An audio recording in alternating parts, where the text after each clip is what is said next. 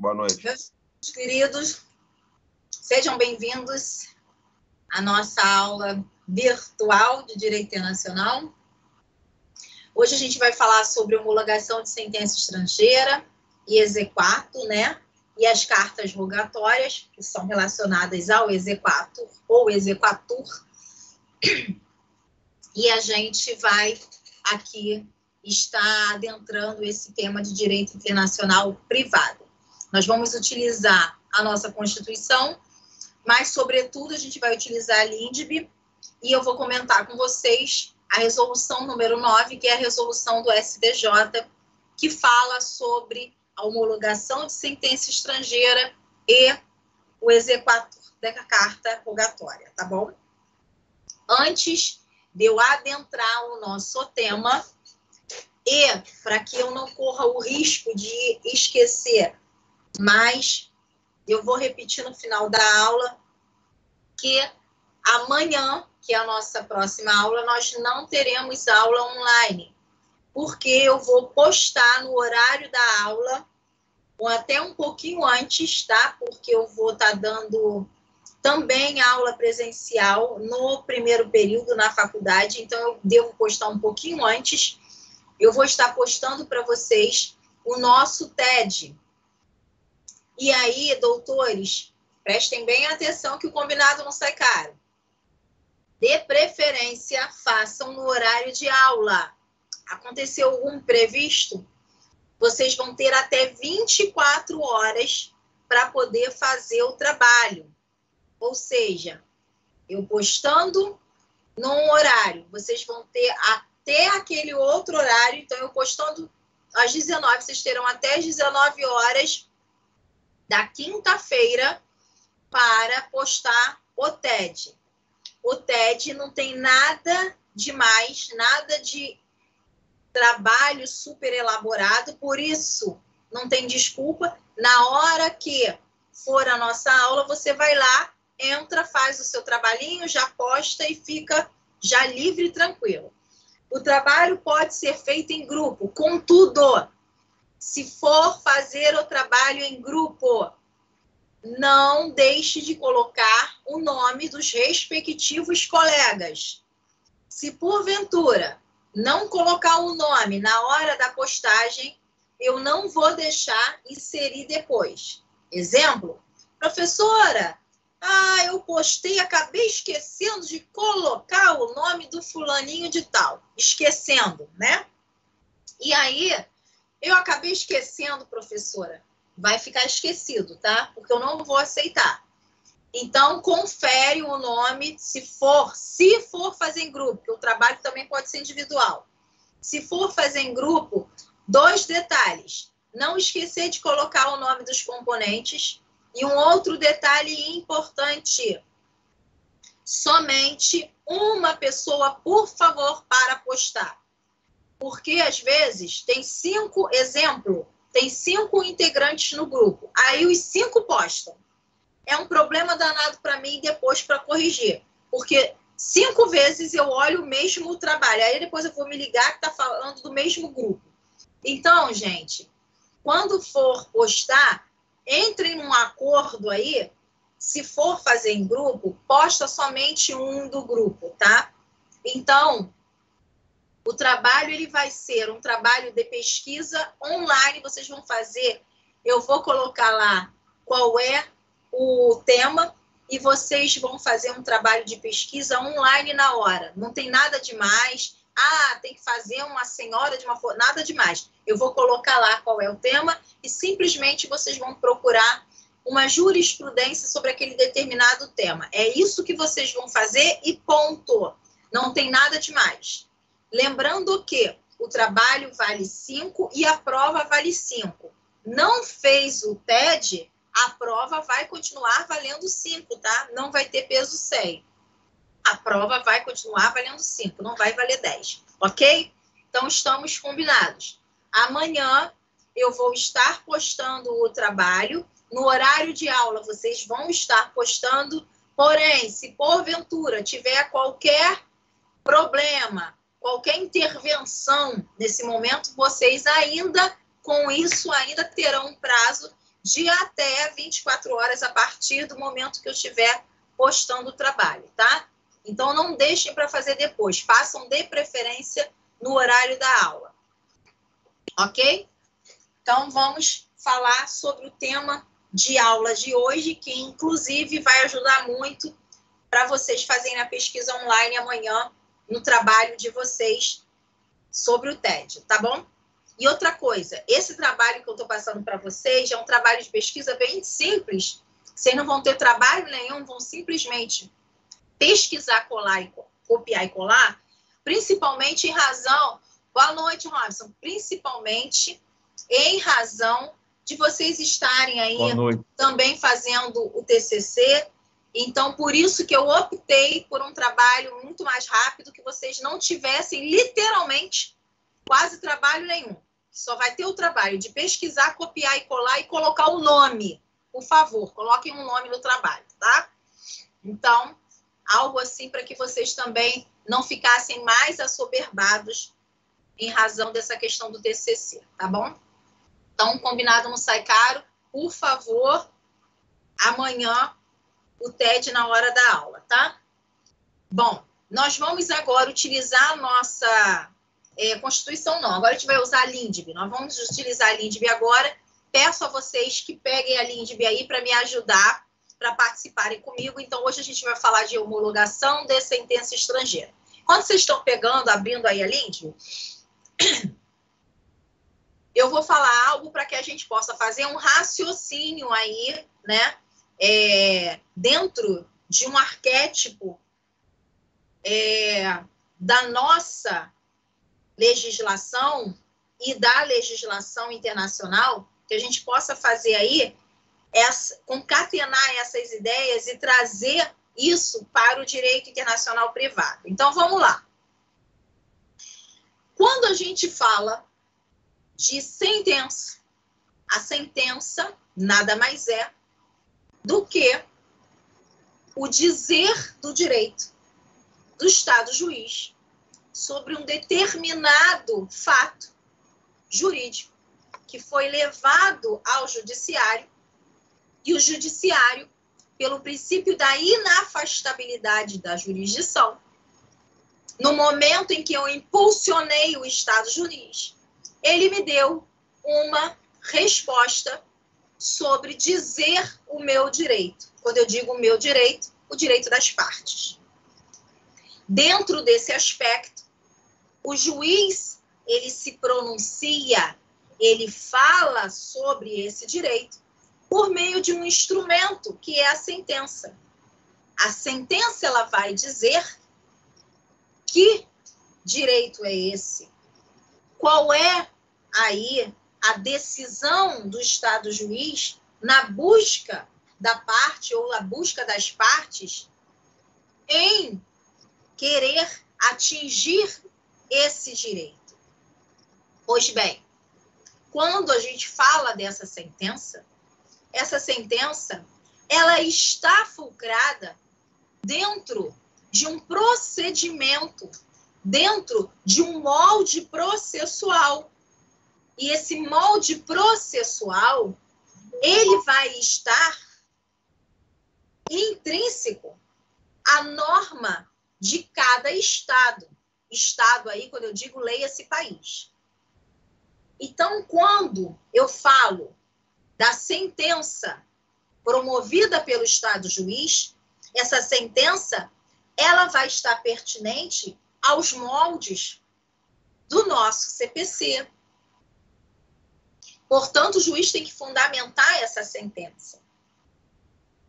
Quando eu falo desses fundamentos, esses fundamentos estão dentro de um ordenamento jurídico brasileiro. Só que eu tenho também que perceber que eu não tenho só o Brasil dentro do planeta. Eu tenho diversos outros estados. E esses estados, assim como nós, indivíduos, têm relações. E essas relações, elas são como se fosse uma cadeia, um polvo. Ela tem vários braços. Essa cadeia com vários braços significa dizer as relações entre pessoas que nem sempre são da mesma nacionalidade. Esses braços querem dizer relações que nem sempre estão fulcradas em circunstâncias que são pertinentes àquele determinado estado. Há fatos jurídicos que acontecem que estão relacionados a N estados.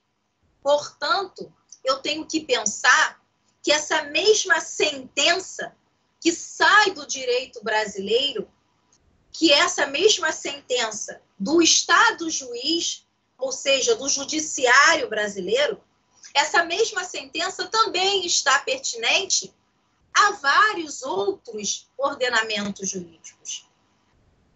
Só que nesse teor de entendimento, eu vou verificar que cada ordenamento jurídico, ele carrega a sua especificidade, ele carrega a sua identidade própria.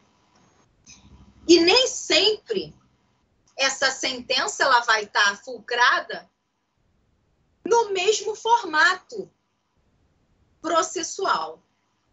E é aí que a gente entra com o tema da homologação de sentença estrangeira. Essa sentença estrangeira, como o nome está dizendo, ela foi feita em outro país. Ela foi dada em outro ordenamento jurídico que não o meu. Mas essa sentença, eu preciso que agora ela faça valer aqui, no meu ordenamento jurídico, por algum motivo, como, por exemplo, executar essa sentença. Então, no momento que eu executo a sentença, é que eu digo, olha, o Estado juiz se pronunciou, agora eu vou tornar ela exequível. Agora ela vai ter executoriedade, ela vai tornar agora algo que eu posso realmente trabalhar, que eu posso receber essa sentença agora, saindo somente do campo literal e agora traz para o campo prático da coisa. É a famosa execução da sentença. Então, eu executo uma sentença para que ela possa fazer aí valer esse direito. A mesma coisa é no estrangeiro. Só que a gente vai perceber que a nossa legislação, as nossas normas, elas têm princípios. É como se fosse mais ou menos aquilo que você pensa e o que você aplica na educação dos seus filhos. Então, você dá uma educação para os seus filhos, se outra pessoa quiser fazer de forma diferente, você não vai admitir. Por quê? Porque é você que está ali de frente para a educação. Você que é a pessoa responsável. Você que detém ali o poder familiar. A mesma coisa com relação à sentença estrangeira. Quando ela adentra o nosso ordenamento jurídico para que ela possa ter execução, o nosso legislador, ou melhor dizendo, desculpa, o nosso judiciário, ele não vai olhar o mérito que se deu para o juiz fundamentar aquilo. Ele vai olhar se essa sentença ela vai estar de frente com alguns princípios que nós estabelecemos, e aí o legislador estabeleceu, como ordem principal para que ela não esteja colidindo com essas normas básicas. E se ela não colidir, ok. Então, vamos dar um exemplo bem básico para a gente entender? Se eu pego um casamento que foi feito no estrangeiro, onde esse casamento aí, a legislação permite que essa pessoa tenha 3 mulheres, 4 mulheres, esse casamento não pode ser válido aqui no Brasil. E não vai ter, é claro, nenhum tipo de execução, nenhum tipo de reflexo nas outras esferas. Por quê?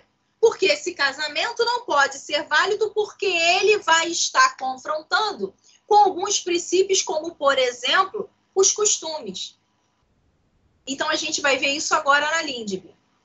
Então, o nosso judiciário, ele não vai adentrar o mérito da causa. Ele vai adentrar para somente verificar o que a gente chama no direito internacional de juízo de delibação, se essa sentença ela confronta com princípios básicos. Não confrontou, ela pode ter a execução dela aqui normal. E quem é que faz isso? O STJ. Antes de 2004, quem fazia isso não era o STJ. Nós tínhamos aí o STF fazendo esse tipo de verificação. Hoje, não mais. Então, desde 2004, a gente tem aí o STJ fazendo essa verificação, fazendo esse juízo de delibação com relação à sentença estrangeira. E na mesma linha vai a carta rogatória. Quando eu falo de carta precatória, é a carta que é a citação fora do meu estado ou fora dentro da comarca da capital. Se eu falo carta rogatória, eu não mais estou falando de outro estado dentro do Brasil. Eu estou falando de estado estrangeiro. Então, se eu preciso citar o Robson, que está lá na Argentina, eu vou citar por rogatória.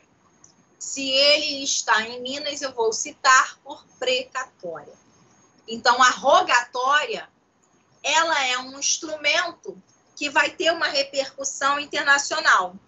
E, da mesma forma, ela vai ter que adentrar o meu ordenamento jurídico, desde que não confronte com alguns princípios basilares, tá? E é isso que a gente vai ver agora. Vamos pegar a LINDB, porque já deu tempo de vocês pegarem a LINDB, e eu vou pedir alguém para ler a nossa LINDB. Oi, Mara. Eu fiquei com uma dúvida no exemplo que você deu.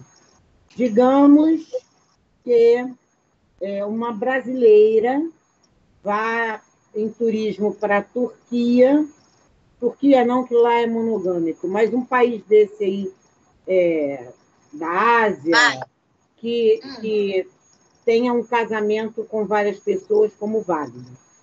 E aí a brasileira sai daqui, vai passear lá, conhece um homem lá e se casa lá. E quer vir para o Brasil com esse homem. Nós não vamos aceitar esse casamento. Esse casamento ele não vai ter efeito. Mas aqui no Brasil, né? Aqui no Brasil. Se ela quiser morar com essa pessoa aqui no Brasil e as outras mulheres que ele trouxer, como fica isso? É o que eu falei. Não vai ter efeito. A gente vai estar falando. Não mora no Rio, hein? Boa noite, a gente vai estar falando. A gente vai estar falando de um fato que vai repercutir em várias searas. Ele jamais poderá ter a nacionalidade brasileira porque é casado com uma brasileira, porque esse casamento não é reconhecido, né? Não, a questão do casamento não obsta a questão da nacionalidade. Ele pode ter a nacionalidade por via secundária por outra forma que não seja o casamento. Mas por casamento, não.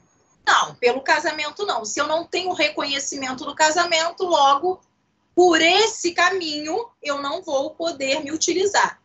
Uhum. Porque a gente pode verificar outros direitos, mas direitos esses que não sejam por via do casamento. Porque isso também pode dar confusão. Digamos que ele venha para cá, more com ela aqui, com as outras duas? Olha só, Mara, peraí, só um instantinho. E ela Olha só, Mara, o que a gente não pode confundir é o seguinte: ele pode vir para cá com 50 mulheres, fazer o que ele quiser. O que não vai acontecer é esse documento, é esse casamento formal lá, que teve formalidade lá, ter a mesma formalidade aqui. Porque aqui ele não vai se utilizar dessa formalidade para repercutir, por exemplo, num direito sucessório, para repercutir, por exemplo, dentro de uma garantia no direito civil. É isso que eu estou falando. Essa a minha dúvida, e eu não estava sabendo me colocar. Entendeu? Essa repercussão no mundo civil é que eu estava preocupada. À medida que esse casamento não é reconhecido, essa repercussão no mundo civil também não. Exatamente. Entendi. Por quê, Mara? Porque a gente vai ler agora na Lindbe. Porque confronta. Porque, olha só, lembra que eu falei logo no início?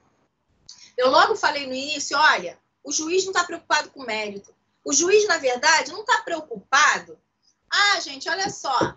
Vamos observar aqui, aí no país de vocês, casar com 5 mulheres é legal. Então, não é legal, porque se aqui no Brasil a gente não dá conta de uma, quanto mais de 5. O juiz não vai observar isso, ele não quer observar esse mérito. Ele vai observar se vai confrontar com alguns princípios básicos que a gente vai ver agora. Entendi. E outra coisa,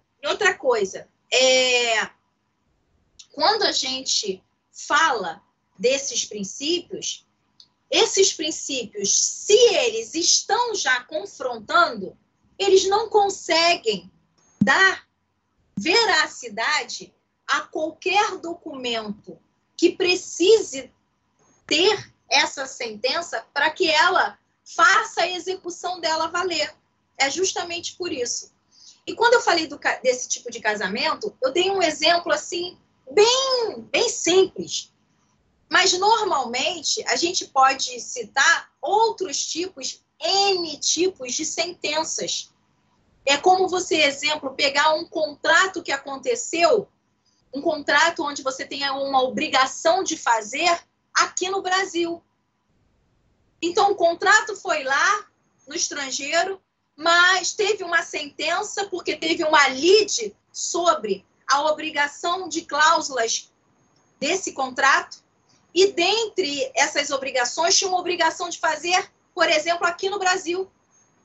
E para que essa obrigação de fazer ela aconteça, ela saia da esfera só da fundamentação e entre na esfera da execução, da prática, ela precisa ser executada aqui.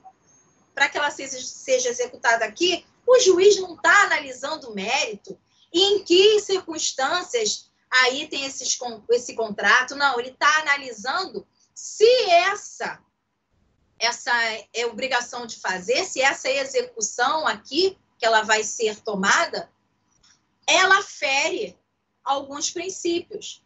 Se ela não ferir princípios, se ela não estiver aí confrontando com algumas normas básicas, ela vai ser executada normalmente. Tá? Vamos agora, então, ler a Lindbe. E eu vou pedir, justamente para você me ajudar aí, Mara. Lê o artigo 15 da Lindbe para mim, por favor. Aí, logo depois que você lê o artigo 15, você lê o artigo 17. Lê o 15 caput, todas as alíneas, e depois lê o 17, por favor. Ok. Artigo 15. Será executada no Brasil a sentença proferida no estrangeiro que reúne os seguintes requisitos. A linha A. Dá um tempinho, rapidinho, Mara.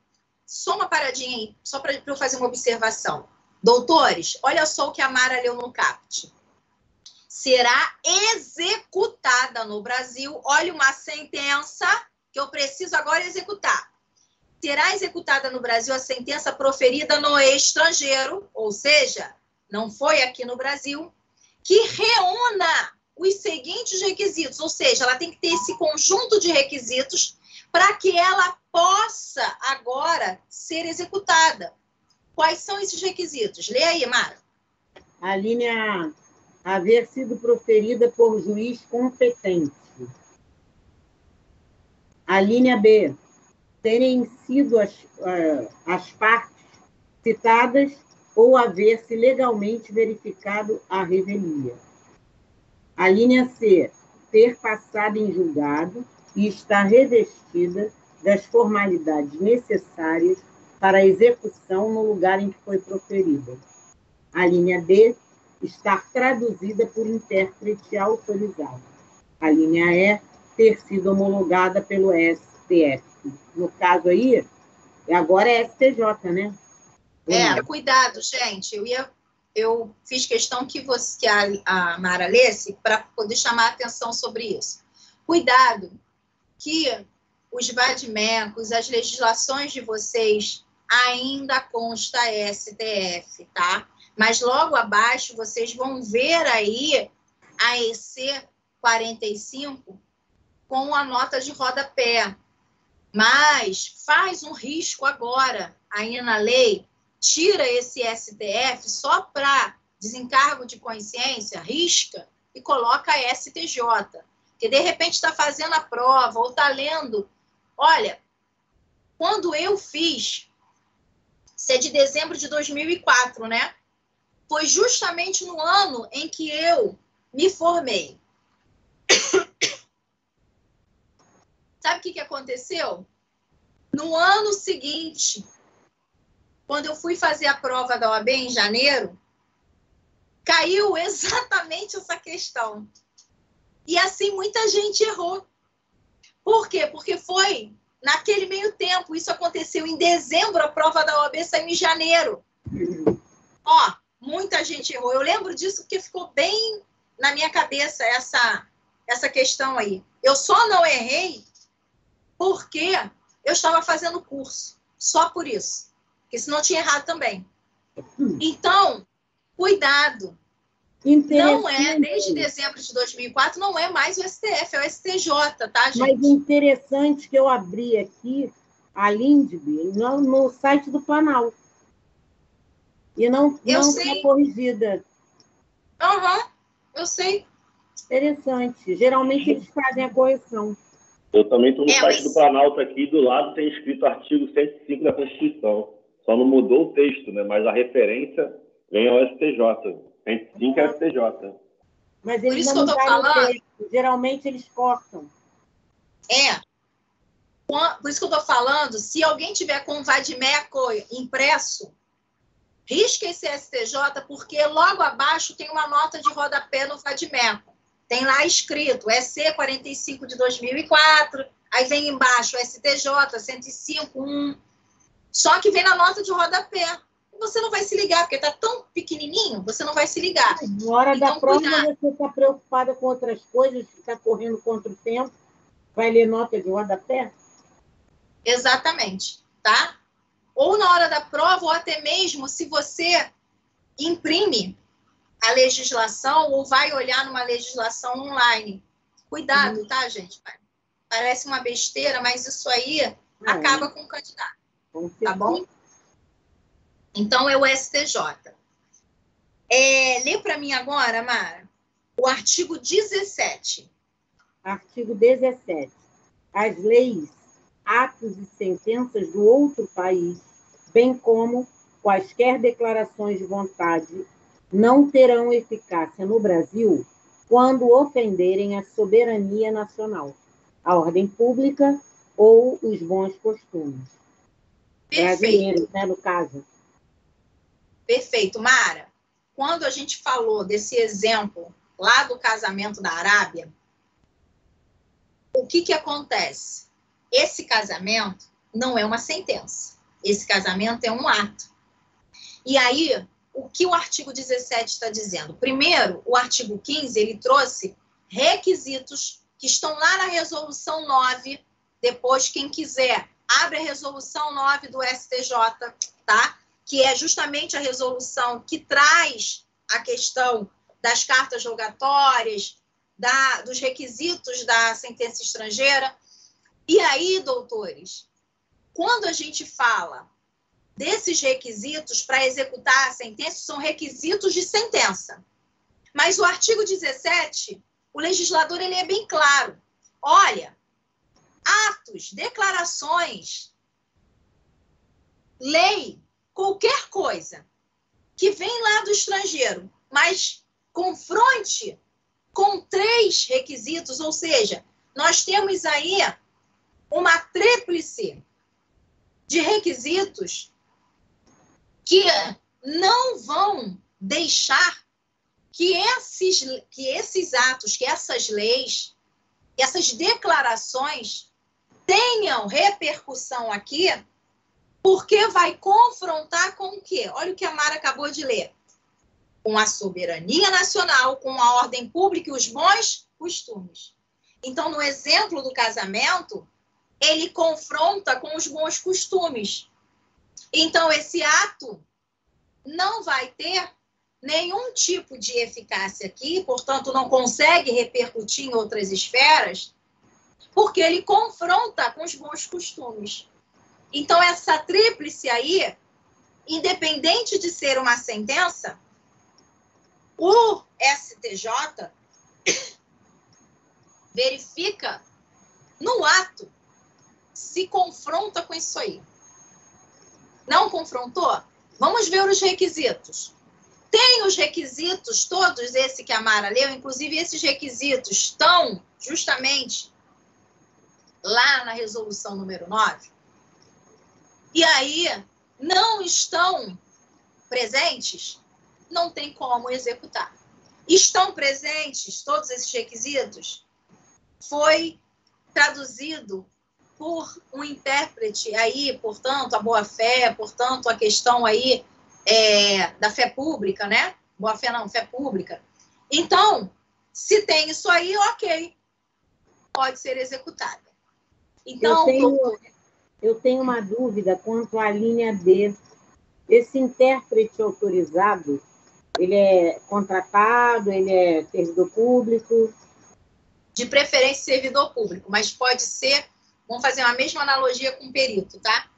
Tá.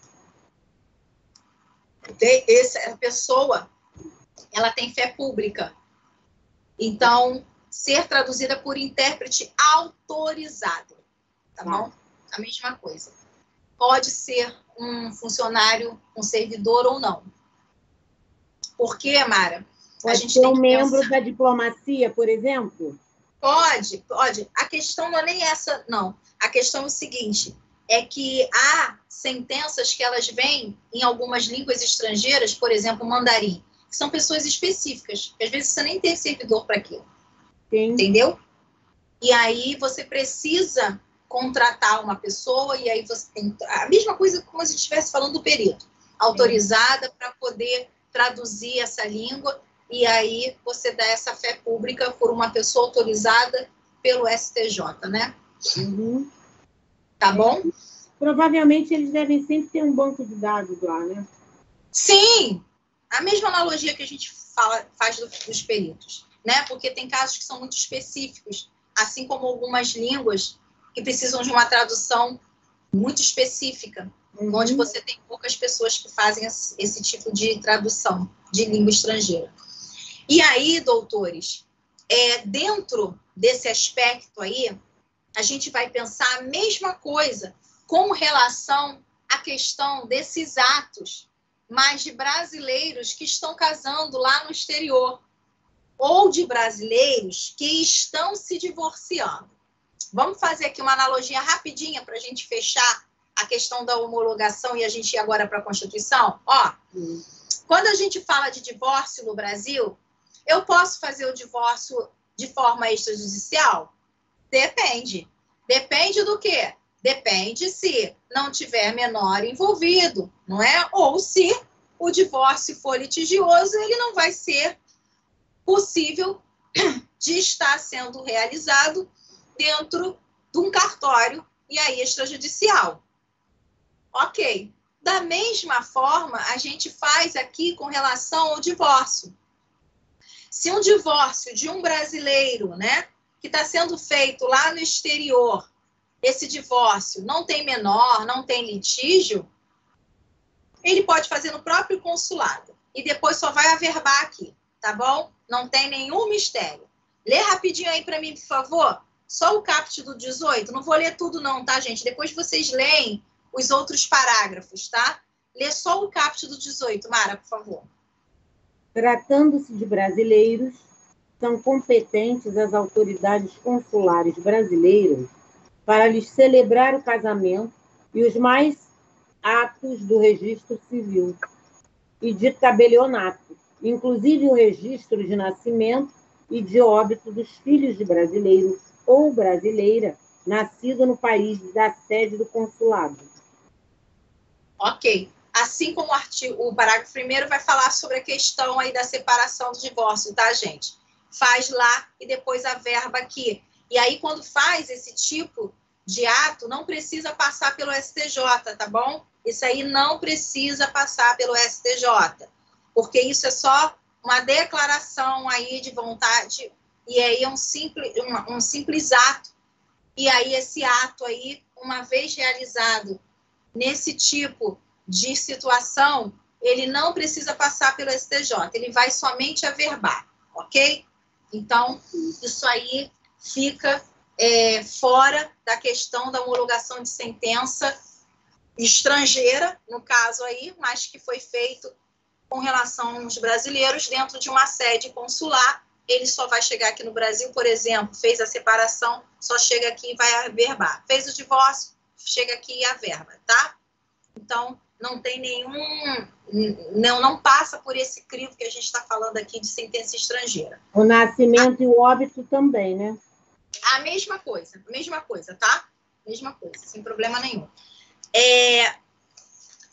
Pois bem, falamos desses requisitos, falamos dessa tríplice aí da soberania nacional, né, dos bons costumes, da questão da ordem pública. Pois bem, agora vamos imaginar que essa sentença estrangeira passou por todo esse crivo, passou por esse juízo de delibação.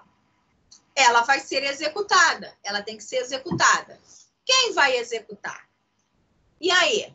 Vamos lá agora para a Constituição. Vou pedir alguém para ler agora a Constituição. Vamos lá. Alex, lê para mim o artigo 109, lê o caput, tá? E lê para mim também o inciso 10. 109 caput e inciso 10. 109 da CF. Isso. Aos juízes federais compete processar e julgar. Inciso 10.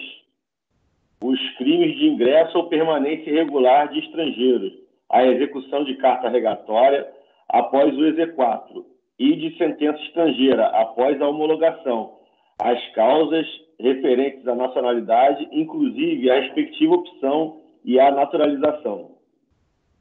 Perfeito. Então, olha aqui, vamos fazer um joguinho aqui rapidinho. Adélia, você tem como ler para mim o 105, inciso 1, a linha I? Sim, professora. Então, vamos fazer o seguinte. Só um instantinho. Vamos fazer um jogo aqui para a gente poder agora fazer essa linha de raciocínio toda. O STJ verifica os requisitos. Verificou os requisitos lá da LINDB. Então, eu sei que é o STJ. E depois eu tenho uma execução. Então, vamos lá. Vamos agora dar início a essa ideia agora dentro da Constituição. Então, a Adélia vai ler o artigo 105 caput, depois ela vai direto para a linha I.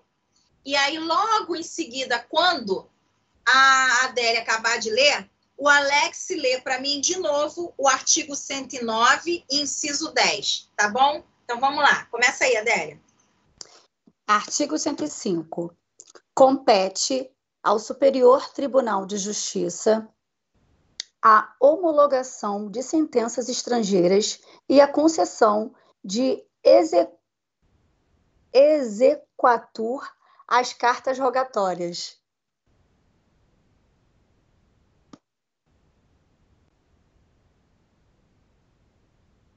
Vai lá, Alex. Faltou o inciso, a linha aí, né? A Adélia não leu, por isso que não ficou completo. Agora o seu é 109, 10. Molezinha, 109. Aos juízes federais compete processar e julgar. Inciso 9. 9 não, 10. Os crimes de ingresso ou permanência irregular de estrangeiro, a execução de carta rogatória após o exequatur e de sentença estrangeira após a homologação, as causas referentes à nacionalidade, inclusive a respectiva opção e a naturalização. Então, olha aí, quando a Adélia leu o 105, ela leu que o STJ vai processar e julgar originariamente. Por isso, cuidado com a LINDB de vocês lá no artigo 15, com a questão do STF que está lá. Então, vamos lá. O 105 diz que originariamente quem processa e julga sentença estrangeira e quem concede exequatur, o que é exequatur? É a execução da carta rogatória, é o STJ. Quando o Alex leu o 109, ele leu que os juízes federais compete também fazer o quê? Processar e julgar. O quê? Também o quê? A sentença e também o quê? As cartas rogatórias após a concessão do exequatur que foi dada pelo STJ. Então, quem é que verifica os requisitos que a Mara leu lá no 15? Que a Mara leu no 17 da LINDB? Quem verifica isso é o STJ. Quem é que agora executa depois que o STJ verificou e concedeu? Agora são os juízes federais. Ok? Então, aí a gente fecha essa questão relacionada à homologação de sentença estrangeira e à concessão do exequatur para as cartas rogatórias, que vão também perquirir o mesmo caminho. Doutores, quem quiser fazer aí uma alusão lá no vadimeco de vocês, quem tiver com o vadimeco aí impresso, vide resolução número 9 do STJ, pode colocar, tá? Que é justamente essa resolução que vai estar descrito como é que se faz, prazo, se tem aí embargo, se não tem, como é que é, qual é o prazo para entrar, tudo isso aí está lá na resolução número 9, tá bom? Não vai estar aqui na Constituição, é claro. Porque a gente tem uma resolução falando sobre esses procedimentos com relação à carta rogatória. Ok? Vamos colocar isso aí no caderno? Vamos colocar isso nos apontamentos de vocês para a gente poder fechar isso. Então, vamos lá. Homologação de sentença estrangeira e carta rogatória. Homologação de sentença estrangeira e carta rogatória. Então, vamos colocar um conceitozinho básico aí.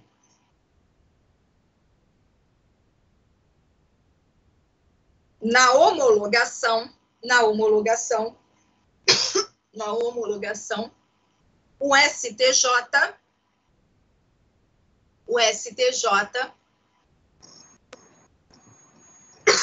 o STJ dispõe, na homologação, o STJ dispõe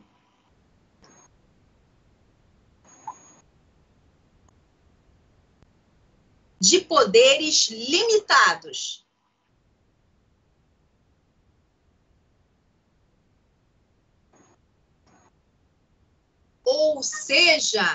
Ou seja,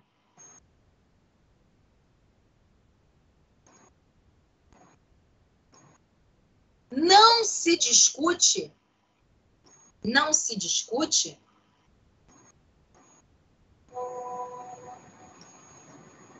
a relação do direito material subjacente. Não se discute a relação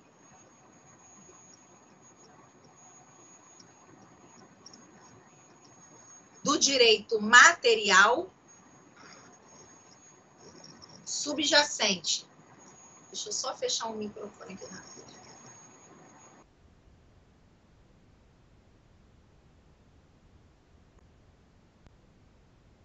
A sentença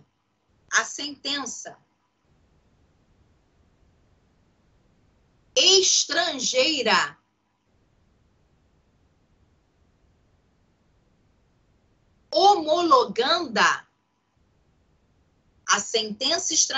homologanda, ou seja, o que é essa sentença estrangeira homologanda, doutores? É aquela sentença que está sendo aí levada ao crivo dessa verificação do STJ que a gente viu aqui, tá? Então, essa sentença estrangeira homologanda tão somente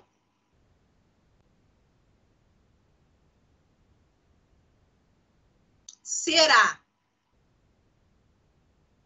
realizado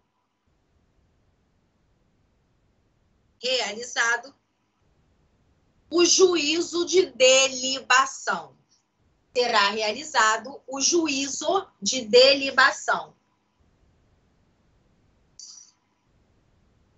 Coloque entre parênteses, artigo 17 da LINDB. Artigo 17, LINDB. Então, doutores, o que é juízo de delibação? Eu agora lembrei de uma coisa, eu vou ter que compartilhar com vocês. Isso já tem bastante tempo, mas não, são essas coisas que a gente não esquece, né? Nunca mais. Uma vez, na prova de Direito Internacional, isso tem muitos anos, isso deve ter... Eu acredito que uns 10 anos. Uma vez na prova, eu coloquei assim, conceitue o juízo de delibação. O aluno só ia escrever lá. É o juízo realizado pelo STJ, de acordo com o artigo 17, verificando soberania nacional, ordem pública, de bons costumes. Acabou! Era só isso. Aí a aluna colocou assim, professora, a senhora não falou nada sobre esse juízo de deliberação. Não confunda, tá? Não tem nada a ver deliberação, nem liberação nenhuma. É juízo de delibação. O juízo de delibação é esse juízo que vai observar essa tríplice aí, tá bom? Para, de repente, não achar que a professora pode ter errado aí nesse momento.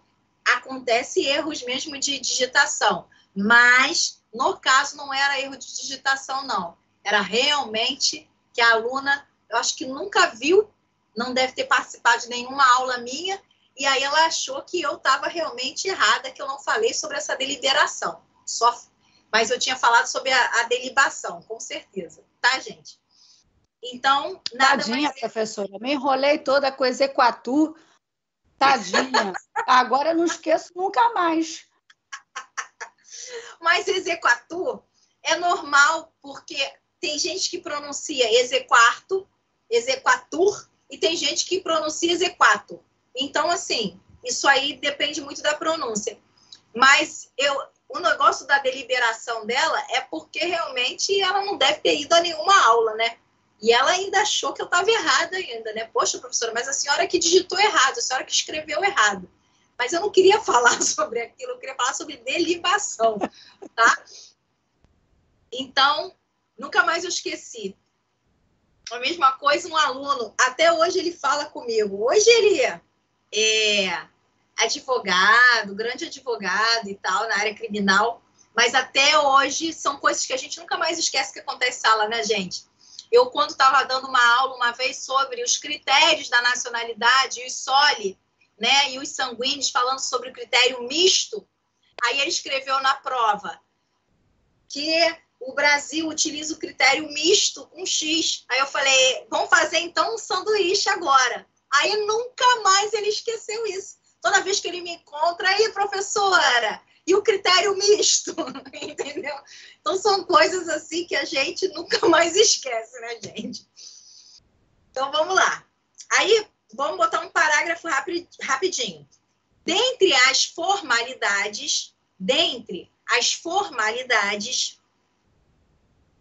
reputadas indispensáveis, dentre as formalidades reputadas indispensáveis,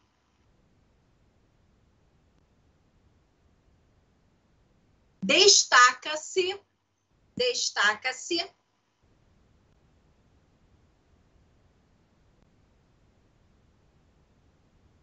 o artigo 15 da LINDB. Destaca-se o artigo 15 da LINDB. Então, esse juízo de delibação, ele também vai ser composto por esses requisitos que a Mara acabou de ler lá na LINDB. Então, a Mara leu vários requisitos, como que a gente falou aqui, a questão de ser traduzido por intérprete autorizado, de ter o réu sido citado ou reconhecido a revelia, enfim, esses juízos, melhor dizendo, esses requisitos aí, é que vão também estar presentes dentro desse aspecto de verificação, dentro desse aspecto de observação de juízo do STJ, tá? Aí a gente vai agora para a carta rogatória. A gente tem um conceito básico, a gente vai agora para a carta rogatória. Coloquem aí, carta rogatória.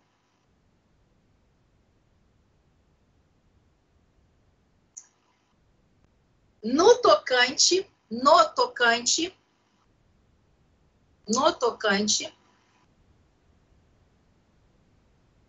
às cartas rogatórias,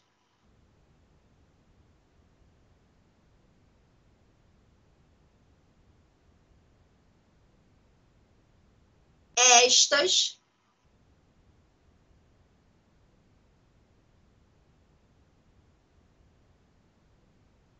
precisam da concessão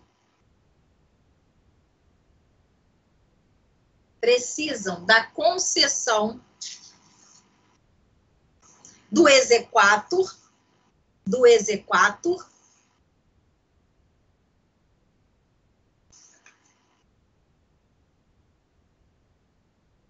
para a execução no Brasil.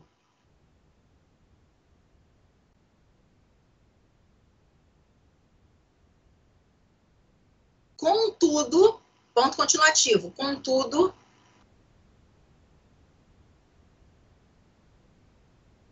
ressalte-se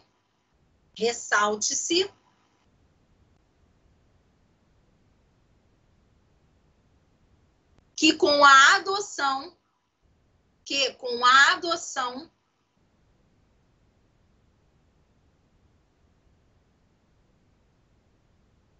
da convenção que denominou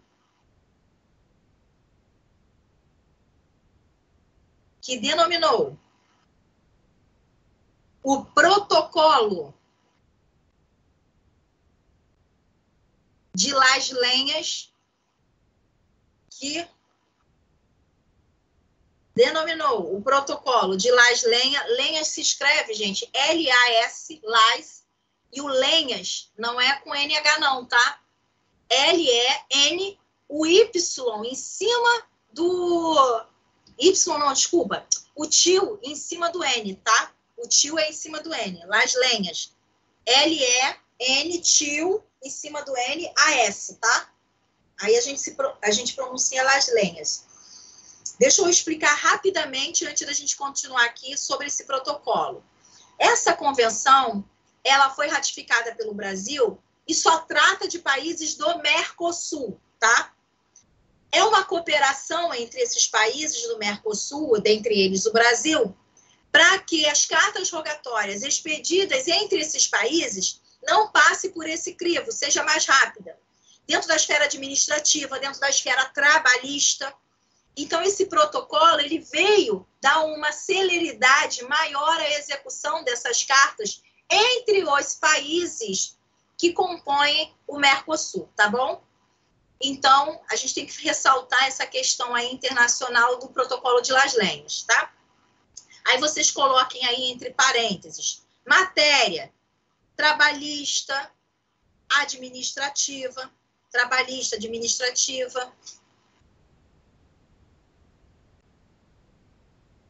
comercial, fecha parênteses. Onde, por meio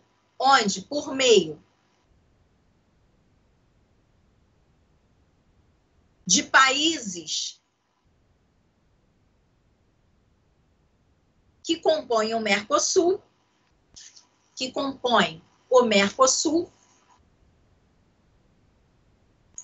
tornou-se possível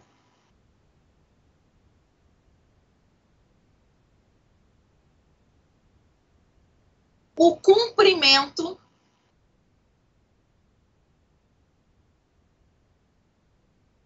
por meio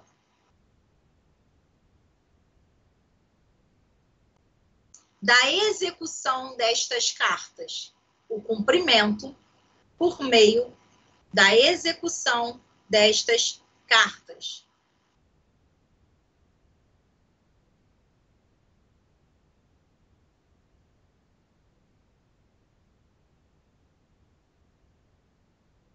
Ok?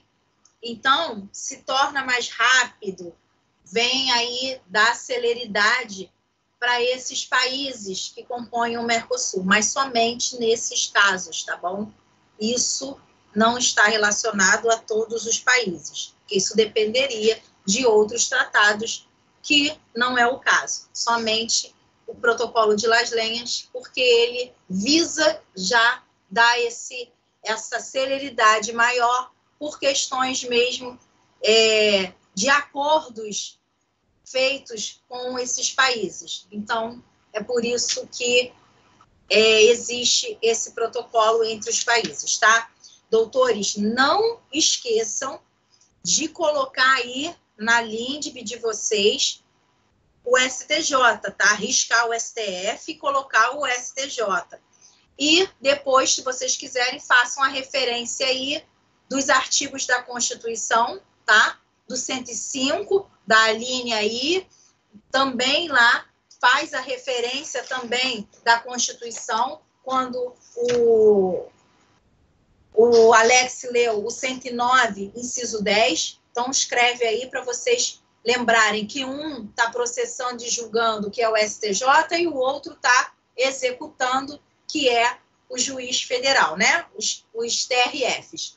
Então, façam essa alusão aí desses artigos da Constituição para vocês lembrarem na hora de fazer a prova, ou então prova da OAB também, de vez em quando cai essa questão aí de quem compete e quem executa as cartas e também as sentenças estrangeiras, ok? Então, com isso, a gente fecha aqui esse tema. Mais uma vez falando, não esqueçam que amanhã eu vou estar postando o nosso TED, a gente não tem aula online em razão do TED. O TED vai ser molinho, vai fazer a pesquisa online na hora, vai copiar e colar e pronto, tá bom?